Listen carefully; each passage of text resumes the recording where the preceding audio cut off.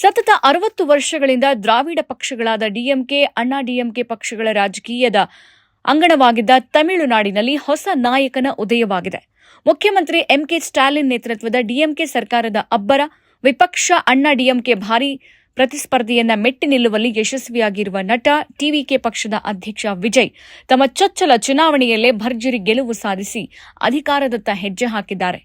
ಆದರೆ 234 ಸ್ಥಾನಬಲದ ವಿಧಾನಸಭೆಯಲ್ಲಿ ಬಹುಮತಕ್ಕೆ ಅಗತ್ಯವಾದ 118 ಸ್ಥಾನಗಳು ಯಾವುದೇ ಪಕ್ಷಕ್ಕೂ ಸಿಗದೇ ಇರುವ ಕಾರಣ ಅತಂತ್ರ ವಿಧಾನಸಭೆ ರಚನೆಯಾಗಿದೆ.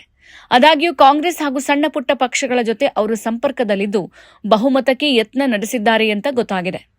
ಹಾಲಿ ಅಧಿಕಾರದಲ್ಲಿದ್ದ ಡಿಎಂಕೆಯಲ್ಲಿ ಮುಖ್ಯಮಂತ್ರಿ ಸ್ಟಾಲಿನ್ ಆದಿಯಾಗಿ ಹಲವು ಸಚಿವರು ಆಘಾತಕಾರಿ ಸೋಲು ಕಂಡಿದ್ದಾರೆ. ಪಕ್ಷ 2ನೇ ಸ್ಥಾನಕ್ಕೆ ಕುಸಿದಿದೆ.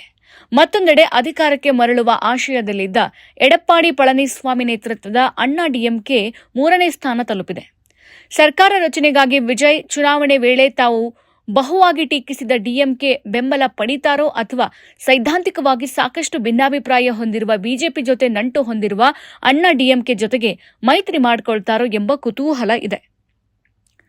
ಕಾಂಗ್ರೆಸ್ ಸರ್ಕಾರ ಪತನಗೊಳಿಸಿ 1967ರಲ್ಲಿ ಸಿಎನ್ ಅಣ್ಣಾದೊರೈ ನಾಯಕತ್ವದ ಡಿಎಂಕೆ ಅಧಿಕಾರಕ್ಕೆ ಬರೋದರೊಂದಿಗೆ ತಮಿಳುನಾಡಲ್ಲಿ ಕೇವಲ ಡಿಎಂಕೆ ಮತ್ತು ಅಣ್ಣಾ ಡಿಎಂಕೆ ಪಕ್ಷಗಳದ್ದೇ ಆಧಿಪತ್ಯವಾಗಿತ್ತು.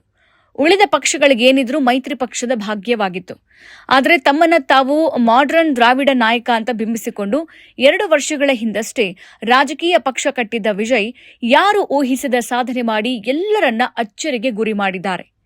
ಇತರೆ ಪಕ್ಷಗಳಂತೆ ಹಲವು ಗ್ಯಾರಂಟಿಗಳು, ಮಹಿಳೆಯರು, ಯುವ ಸಮುದಾಯ ಗುರಿಯಾಗಿಸಿಕೊಂಡು ಘೋಷಿಸಿದ ಹಲವು ಚುನಾವಣಾ ಪ್ರಣಾಳಿಕೆಗಳ ಜೊತೆಗೆ ಕ್ರೈಸ್ತ, ಅಲ್ಪಸಂಖ್ಯಾತ, ಹಿಂದುಳಿದ ಸಮುದಾಯ, ಮಹಿಳೆಯರು, ಯುವ ಸಮೂಹದ ಮತಗಳನ್ನು ಪಡೆಯುವಲ್ಲಿ ಯಶಸ್ವಿಯಾಗಿದ್ದು ವಿಜಯ್ಗೆ ಅಧಿಕಾರ ತಂದುಕೊಟ್ಟಿದೆ.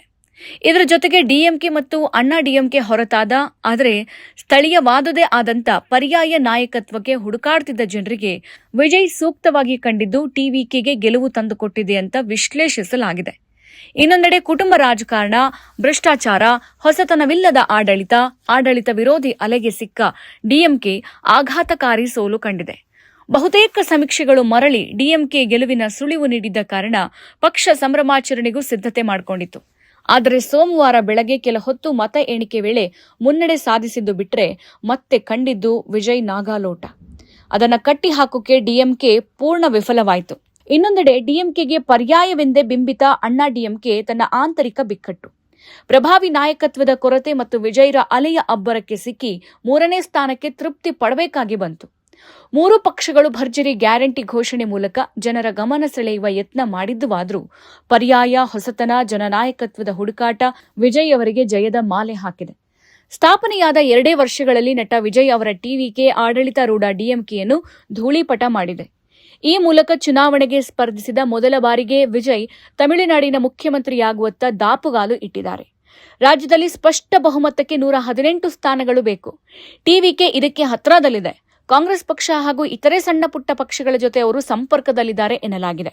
ಹೀಗಾಗಿ ಸೂಕ್ತ ಮೈತ್ರಿಯೊಂದಿಗೆ ಸರ್ಕಾರ ರಚಿಸಿ ವಿಜಯ್ ಸಿಎಂ ಕುರ್ಚಿಯನ್ನ ಅಲಂಕರಿಸುವುದು ಬಹುತೇಕ ಖಚಿತವಾಗಿದೆ.